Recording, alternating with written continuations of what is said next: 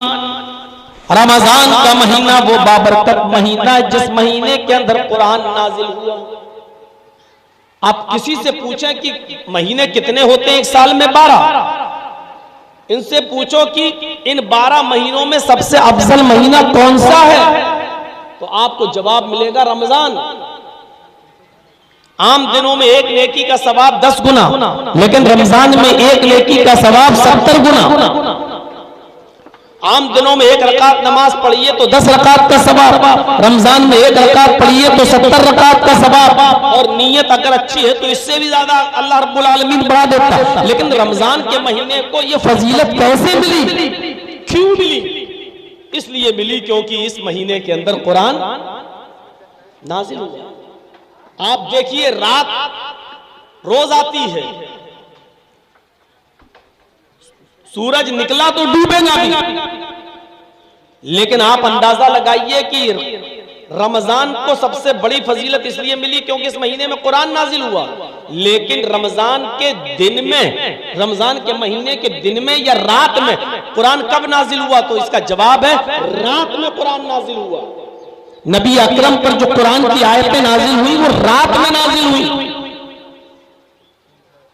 अल्लाह रब्बुल आलमीन ने रमजान के महीने की जिस रात में कुरान उतरा, कुरान नाजिल हुआ, इस कुरान की बरकत से अल्लाह रब्बुल आलमीन ने उस रात को भी तमाम रातों में सबसे अफजल करार दे दिया। और क्या फरमाया? इन्ना अंज़लनाहु फी लैलतिल क़द्र, हमने इस कुरान करीम को लैलतुल क़द्र में, रमजान की 7 रातों में से किसी एक रात में उतारा। वमा अदराका मा लैलतुल क़द्र, तुम्हें क्या मालूम कि लैलतुल क़द्र क्या है? जिस रात में हमने इस कुरान करीम को नाजिल किया, उस कुरान के नाजिल होने की वजह से अल्लाह रब्बुल आलमीन ने उस रात को 1000 महीनों की इबादत से ज्यादा फजीलत अता फरमा दी। लैलतुल क़द्र खैरुम मिन अल्फि शहर, इस रात का जाग लेना 1000 महीनों की इबादत से ज्यादा बेहतर है। 1000 महीनों की इबादत एक तरफ और उस एक रात की इबादत एक तरफ, और उस एक रात की इबादत 1000 महीनों की इबादत से ज्यादा अफजल। अब आप अंदाजा लगाइए उस रात को ये फजीलत क्यों मिली? कुरान करीम की बरकत से। आप इन बच्चों को मामूली मत समझिए, जिन्होंने हिफ्ज़ किया है ये वो बच्चे हैं जब जमीन पर चलते हैं तो रब्बे काबा की कसम ये नंगी जमीन पर नहीं चलते, इनके कदम को जमीन पर रखने से पहले फरिश्ते अपने पर बिछा देते हैं। समंदर की मछलियां कुरान का इल्म हासिल करने वालों के लिए समंदर में दुआ करती है, आसमान के फरिश्ते उनके लिए रहमत की दुआ करते हैं। गौर कीजिए, ये कुरान जिस शहर में नाजिल हुआ अल्लाह ने उसको उम्मुल कुरा बना दिया। कुरान जिस महीने में नाजिल हुआ अल्लाह ने सैयदुल शुहूर बना दिया। कुरान जिस रात में नाजिल हुआ अल्लाह ने उस रात को लैलतुल क़द्र खैरुम मिन अल्फि शहर बना दिया। 1000 महीनों की इबादत से ज्यादा बेहतर। ये कुरान जो फरिश्ता लेकर आया, वही फरिश्ता तौरात भी लेकर आया था, वही फरिश्ता जबूर भी लेके आया था, वही फरिश्ता इंजील भी ईसा पर लेकर आया था। लेकिन उस वक्त वो एक मामूली फरिश्ता था, वो सिर्फ फरिश्ता कहलाता था।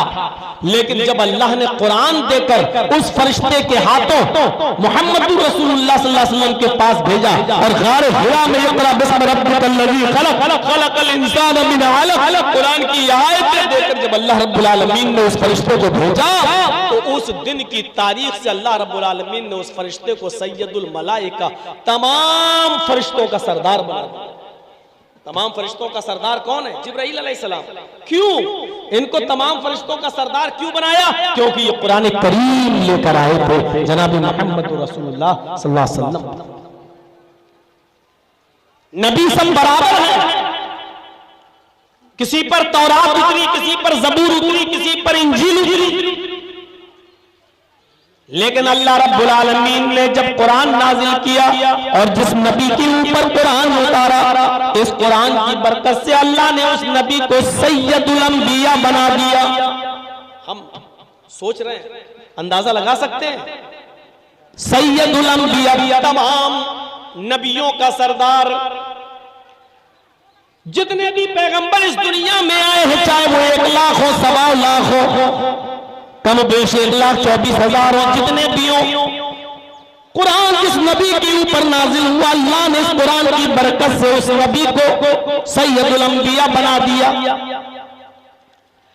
और ये कुरान जिस उम्मत ने पकड़ा और पढ़ा और सीखा, अपने कंठस्थ किया, इस पर अमल किया, तो अल्लाह ने इसको खैर उम्मत बना दिया। तुम खैरा उम्मतिन, तुम सबसे बेहतर उम्मत हो। दुनिया में बहुत सी उम्मतें, बहुत सी कौमें, लेकिन तुम्हें सबसे बेहतर कौम बनाया जा रहा है। इसलिए क्योंकि तुम कुरान को पढ़ते हो और कुरान के मुताबिक तुम दूसरों को नेकी का हुक्म देते हो और बुराई से लोगों को रोकते हो। तुम खैरा उम्मा, कुरान जिस उम्मत ने पकड़ा उसको खैर उम्मत कह दिया। जब कुरान